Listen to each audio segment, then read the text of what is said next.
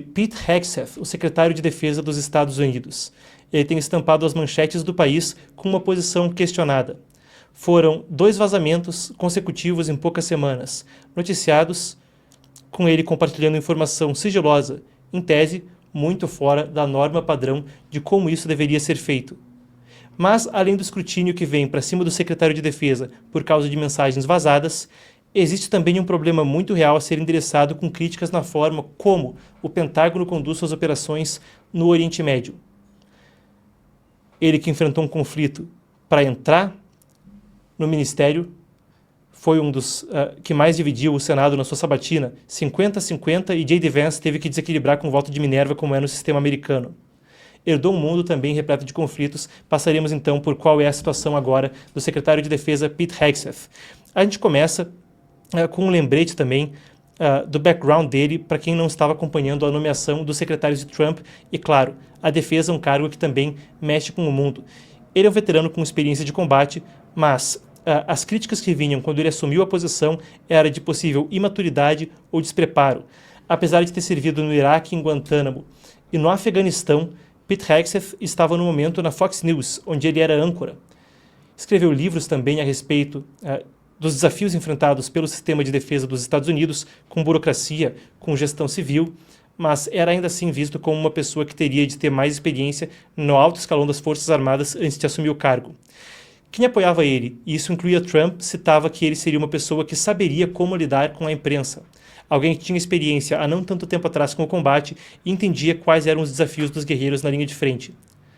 Bem, diante desse ambiente, uma pessoa que tinha tais questionamentos e que entrou muito disputada, foi aí que aconteceu o chamado Signal Gate e os vazamentos que também começaram a gerar ruído quanto à posição dele no Pentágono. Vamos às imagens que você vê agora ao meu lado. Isso vem do The Atlantic.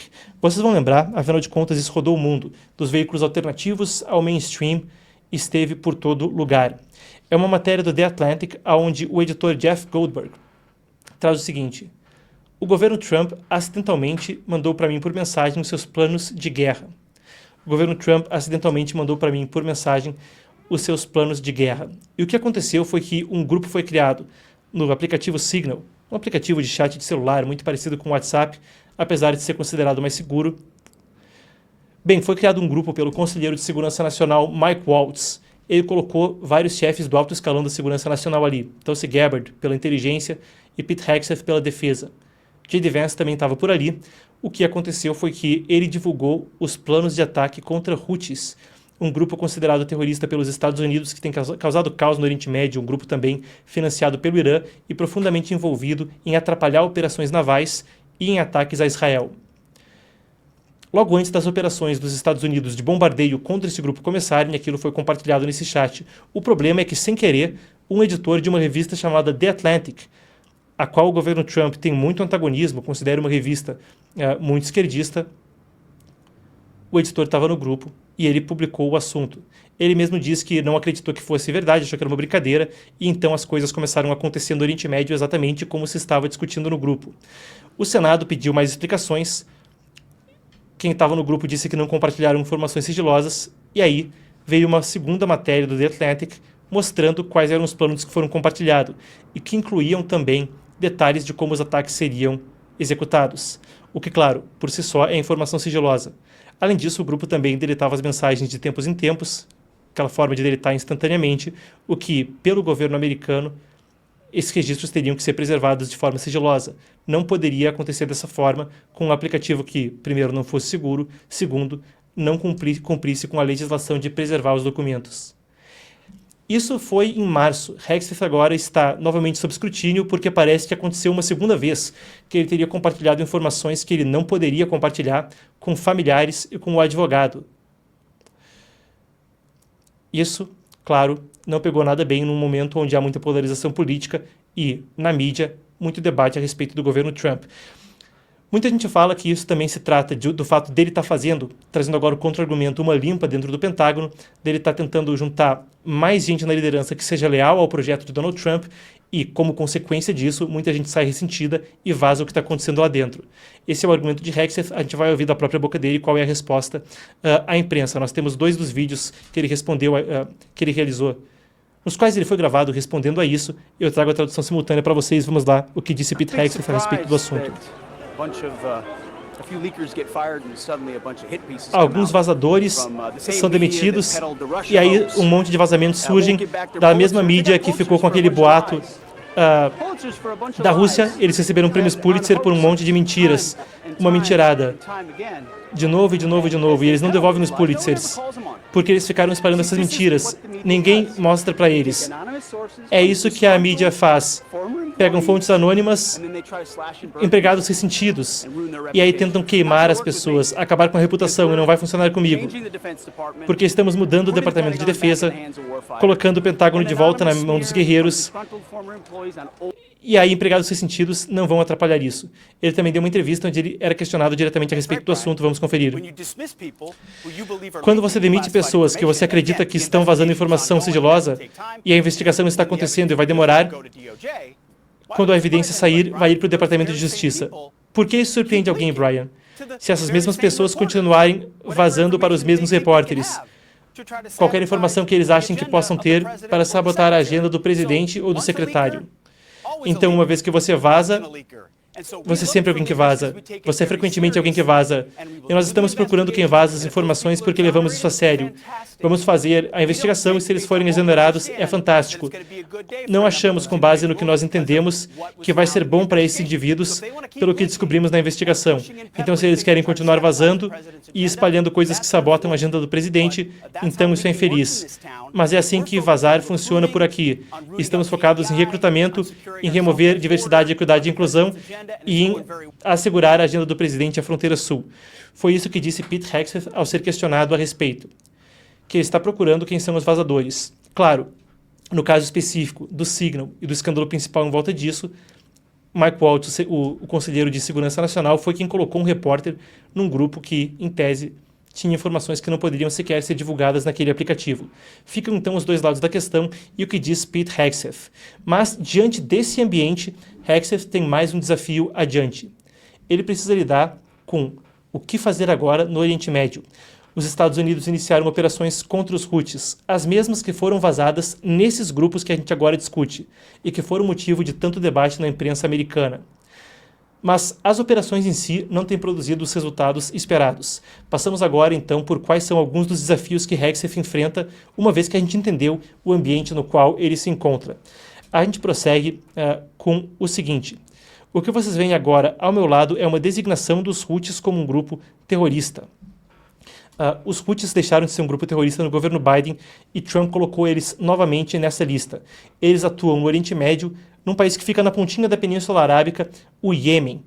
Nós temos aqui um mapa para deixar as coisas mais claras, e esse é um que também mapeia. Esses pontos que aparecem são incidentes de ataques dos Houthis desde 23 de outubro, melhor dizendo, desde 7 de outubro de 2023, confundi o ano com o dia. Ele foi compilado pelo Observatório da Armed Conflict Location and Event Data, ou ACLED, uma organização que compila mapas rastreando dados de conflito. São esses os ataques dos Houthis nos 18 meses. Vocês entendem como isso é um problema, afeta drasticamente a liberdade de navegação e o comércio global. Os Estados Unidos começaram bombardeios, como eu disse, aqueles que eram discutidos nos grupos de onde as mensagens vazaram, para lidar com esse problema. Agora existe uma situação onde esses ataques podem não estar sendo eficientes, com dois pontos principais. O grupo, apesar de ter tido sua infraestrutura atingida por esses ataques americanos, que taticamente foram um sucesso, disse que iria redobrar os ataques. E ainda a gente tem evidências concretas disso. A gente vê que eles fizeram um ataque contra 2 porta-aviões americanos e ainda reivindicaram autoria por 2 ataques contra Israel na segunda-feira. O número de ataques está aumentando e não diminuindo. E enquanto isso, o segundo objetivo, além de tolher eles, era assegurar a liberdade de navegação, e isso também não aconteceu. O gráfico que vocês veem ao meu lado é compilado pela Portwatch, uma organização que monitora os dados de portos a partir também de dados compilados pela ONU. A linha pontilhada que vocês veem ali em cima é como era no ano passado. Havia um tráfego maior de navios. Depois a linha pontilhada cai e então, basicamente, desde então, entra-se na linha amarela, que é esse ano. O que esse gráfico essencialmente significa é que, se a gente vê o tráfego de navios pelo Canal de Suez e pela região afetada pelos Houthis, os ataques recentes e as tentativas recentes dos Estados Unidos ainda não conseguiram tornar viável que navios comerciais continuem a circular pelo Canal de Suez. Resumindo, nos dois objetivos que foram estabelecidos pelo governo americano para esses ataques, eles ainda não trazem resultado. Isso por si só poderia ser discutível, talvez fosse necessário mais prazo ou uma mudança de abordagem, mas tem algo a mais que ainda complica isso, e a imagem que vocês veem ao meu lado ajuda a explicar. Isso é um drone MK9 Reaper. Cada um deles custa 30 milhões, mais ou menos 30 milhões de dólares. Os Estados Unidos têm 200. 6 deles foram abatidos em março nessas operações contra os Houthis, e existe alguma preocupação de que, com as munições em baixa, os Estados Unidos estejam priorizando demais o Oriente Médio e não dando prioridade para a Ásia. Parece que, apesar de, claro, os Houthis criarem um impacto no comércio global, alguns questionam o bônus dessa operação não é menor do que o ônus? Isso foi o que foi publicado em algumas revistas, como por exemplo a Foreign Policy, revistas americanas lidas pelo establishment de relações exteriores de Washington. A Foreign Affairs e a Foreign Policy são as principais, e justamente essa questão vinha à tona, colocando alguma pressão no questionamento a respeito disso.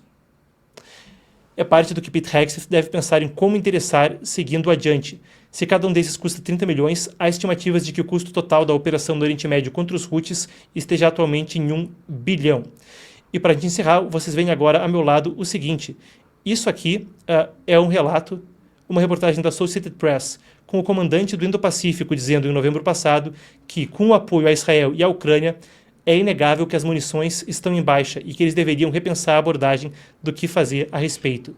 Pete Hegseth, então, enfrenta o próprio conflito de mídia domesticamente e busca também soluções de como enfrentar o equilíbrio entre o chamado pivô estratégico para a Ásia, com mais prioridade lá para Japão e Taiwan, versus como endereçar a crise dos Houthis no Oriente Médio, uma posição delicada. O presidente americano Donald Trump diz estar firmemente atrás de Hegseth, mas após os vazamentos que foram discutidos na segunda-feira, essa segunda vez que isso aconteceu e veio à tona na imprensa, muita gente especula que a posição dele não seja mais tão firme. Você acredita que a explicação dele é convincente de que sejam detratores dentro do Pentágono, demitidos agora em meio a uma limpeza do governo Trump, que ressentidos buscam minar a agenda do presidente e de Hegseth, ou existe espaço para que se questione isso e que Trump busque uma outra abordagem à defesa? Você deixa abaixo nos comentários, eu vou adorar ler posteriormente.